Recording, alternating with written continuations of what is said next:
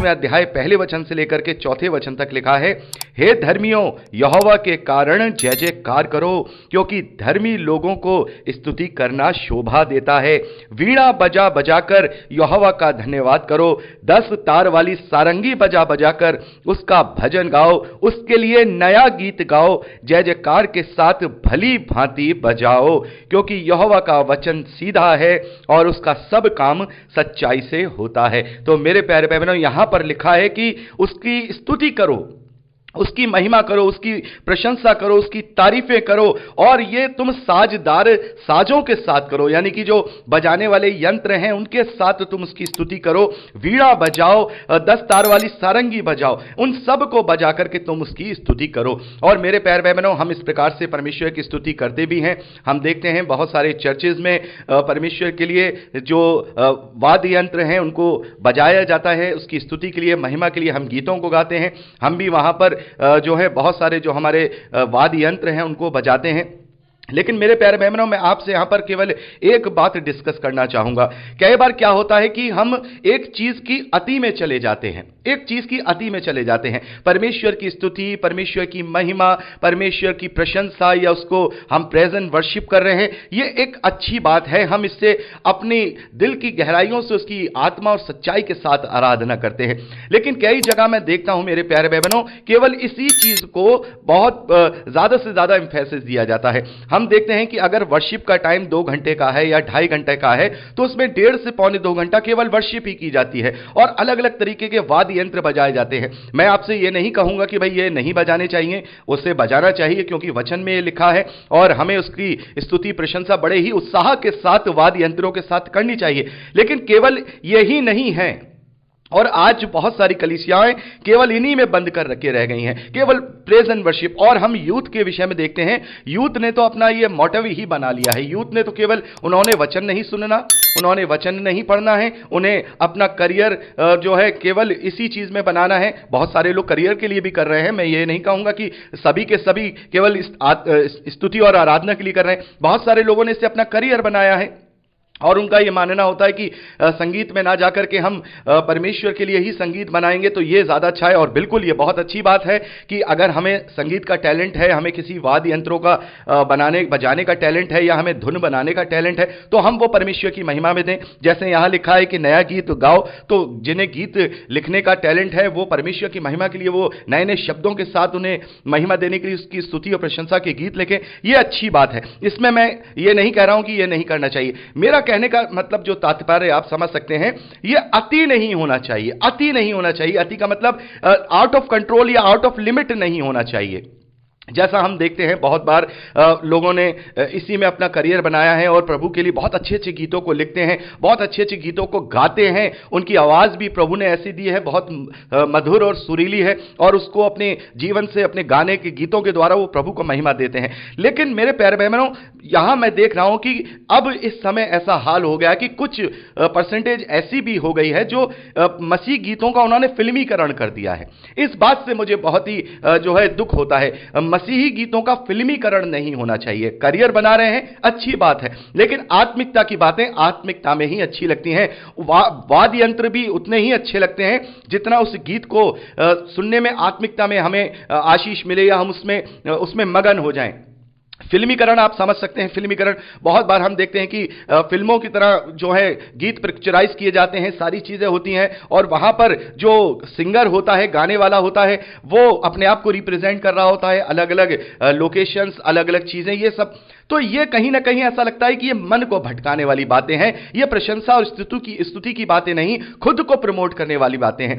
अरे दाऊद जब वाचा के संदूक के आगे आगे नाच रहा था, तो उसने ये भी नहीं देखा कि मैंने क्या पहन रखा है, और उसकी जो पत्नी थी वो इस बात से उससे नाराज हो गई कि तू राजा होकर के ऐसे अपने आप को तुच्छ बनाया हुआ है। तब दाऊद ने कहा कि मैं प्रभु के लिए तुच्छ भी हो जाऊंगा, मैं तुच्छ भी होना मुझे पसंद है।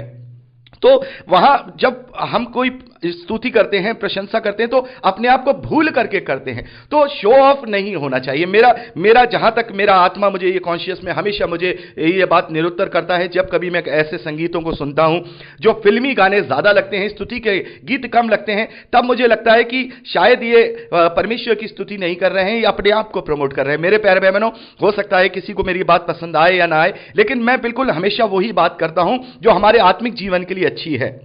हम हमेशा आंख बंद करके हमेशा हर चीज फॉलो ना करें, अपने अंदर चेंजेस कर सकते हैं। अगर किसी को बुरा लगता है तो वो अपना चेंज करे, परमेश्वर को हर एक को अपना अपना जवाब देना है। लेकिन अगर मेरी बात कोई ऐसी व्यक्ति या भाई या बहन सुने तो वो चेंज करे अपने आप को आत्मिकता में। बड़े से बड़े वाद्य यंत्र बजाएं, गिटार बजाएं, कॉन्गो बजाएं, सब कुछ बजाएं, जितने इस धरती पर वाद्य पाए जाते हैं परमेश्वर की स्तुति और महिमा के लिए वो बजाएं। उसमें कोई बुराई नहीं है, बल्कि वो बजाने चाहिए, लेकिन फिल्मीकरण नहीं होना चाहिए। उस गीत को सुन करके ऐसा ना लगे कि हम किसी फिल्म का गीत सुन रहे हैं। उसको देखकर ऐसा नहीं लगना चाहिए कि भाई अपने आप को प्रमोट कर रहे हैं, बल्कि ऐसा होना चाहिए कि देखने वालों को भी आत्मिकता में उन्हें उस गीत को सुन करके आत्मिकता में आशीष मिले। तो इस प्रकार से होना चाहिए और अति नहीं होना चाहिए।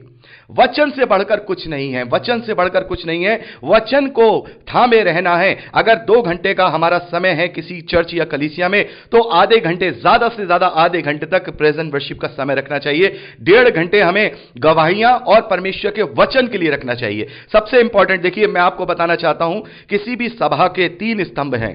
किसी भी सभा को ऑर्गेनाइज करने के लिए या सभा में हम जब जमा हुए तो 3 उसके स्तंभ होते हैं। पहला उसका स्तंभ होता है वचन, वचन के द्वारा एक दूसरे को प्रबल करना। दूसरा स्तंभ होता है गवाहियां, परमेश्वर की गवाही एक दूसरे को देना ताकि हमारा विश्वास प्रबल हो। और तीसरा स्तंभ होता है प्रेजेंट वर्शिप, यानी कि आराधना और स्तुति। तो इसका जो टाइमिंग है वो बिल्कुल सही निर्धारित हो। ज्यादा से ज्यादा समय वचन पर दिया जाए, सेकंड समय जो दिया जाए वो गवाहियों पर दिया जाए, और थर्ड समय जो है वो प्रेजेंट वर्शिप पर दिया जाए। शुरुआत में हम प्रेजेंट वर्शिप रखें ताकि हम अपने आप को आत्मिक रीति से तैयार करें। उसके बाद परमेश्वर का भजन, माफ कीजिएगा, परमेश्वर का वचन जो है प्रचार किया जाए, और उसके बाद जो है गवाहियों का सेशन हो, गवाहियां दी जाए, और फिर परमेश्वर को धन्यवादी के साथ प्रार्थना करके उस सभा को जो है पूर्ण किया जाए। तो यह तरीका होता है। लेकिन कई जगह देखता हूं 1-1 घंटे तक केवल गवाही है, आधे पौन घंटे तक स्तुति है, 15 से 20 मिनट केवल वचन है। वचन बेसिक चीज वचन है, आधार है उस सभा का। वचन नहीं है तो कुछ भी नहीं है, वचन नहीं है तो कुछ भी नहीं है, वचन है तो सब कुछ है। तो वचन बहुत जरूरी है, वचन का बोला जाना, वचन का कहा जाना यह बहुत जरूरी है। तो मेरे प्यारे बहनों, हमें फिल्मीकरण नहीं करना है, इन वाद्य यंत्रों का हमें फिल्मीकरण नहीं करना है। हमें इन चीजों को परमेश्वर के लिए गा रहे ना। यहां पर क्या लिखा देखिए साफ तौर पे, जय जयकार के साथ भली भांति बजाओ, भली भांति बजाओ। किसी को ऐसा रूप मत दो कि ऐसा लग रहा है कि भाई ये कोई ऐसा गीत गा रहे हैं कि अगर वर्ड्स ना ध्यान से सुने तो ऐसा लगे कि किसी फिल्म का गाना है या किसी बहुत बड़े पॉप स्टार का गाना है। नहीं, हमें देखना होगा, क्योंकि अब ये चेंजेस हो रहे हैं। आजकल जो यूथ है वो ये चेंजेस कर रही है। भले भांति बजाओ, भली भांति उसके लिए बजाओ। परमेश्वर की आत्मिकता उसमें से दिखाई देनी चाहिए, अपने लिए नहीं वरन परमेश्वर की स्तुति के लिए हमें गाना है। देखिए 12वां वचन बहुत ही इंपॉर्टेंट है इसमें, इस स्तुति के गीत में। यहां पर 12वें वचन में लिखा है, क्या ही धन्य है वह जाति जिसका परमेश्वर यहोवा है, और वह समाज जिसे उसने अपना निज बाग होने के लिए चुन लिया है। तो यहां पर जो स्तुति करने वाले हैं वो क्या कह रहे हैं कि धन्य है वो जाति। ये जाति इस वक्त इजरायली जाति अपने आप को लेकर के जो है परमेश्वर की स्तुति महिमा कर रही है कि हम धन्य हैं कि परमेश्वर ने हमें अपना निज भाग होने के लिए चुना है। लेकिन मेरे प्यारे बहनों, हम ये लोग केवल इस बात के लिए खुश हो रहे हैं कि परमेश्वर ने अपना निज भाग इन्हें चुन लिया है, और हमें क्या चुना है? हमें प्रभु यीशु मसीह में होकर अपनी धार्मिकता बना दिया, हमें अपने संतान होने का अधिकार दे दिया, अपनी सहभागिता के लिए उसने अपने इकलौते पुत्र को बलिदान कर दिया। तो क्या ये हमारे लिए उसको धन्य कहने का विषय नहीं है, उसको धन्यवाद कहने का विषय नहीं है? क्या हम मसीही विश्वासी सबसे ज्यादा धन्य नहीं है जिनके पापों की अनंत काल की क्षमा हुई है, जिन्होंने जो परमेश्वर की धार्मिकता बन गए हैं, जिन्हें सेंत मेत में अनुग्रह का धन मिला है, जिन्हें पवित्र आत्मा बयाने के रूप में मिला है, जो परमेश्वर के निकट पवित्र और निर्दोष ठहराए गए हैं? हमारे लिए बहुत ज्यादा विषय है कि हम धन्य है वो जाति, धन्य है वो लोग, धन्य है वो व्यक्ति जो मसीह पर विश्वास करता है और मसीह के विश्वास करने के द्वारा इब्राहिम की प्रतिज्ञा का वो भागी बन जाता है।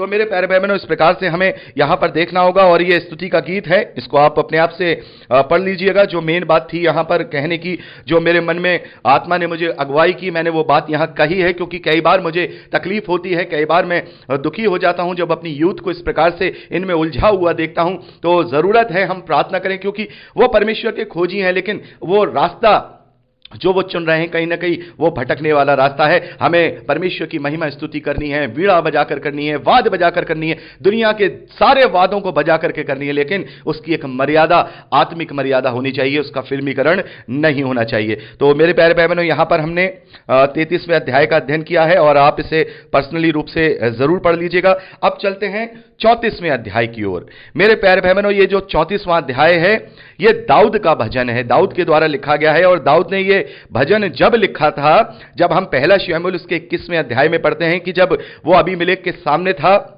और वहां पर वो उसके आगे पागल सा बन जाता है, वो एक्टिंग करता है कि पागल होने के नाटक करता है, तब उसे वो छोड़ देता है और वहां से उसकी जान बच जाती है और वो वहां से निकल कर जाता है। तब परमेश्वर ने जो उसकी भलाई की थी, उसका जो साथ दिया था, उसके एवज में उसने वहां पर धन्यवादी और स्तुति का गीत, ये भजन जो है परमेश्वर के लिए गाया है। ये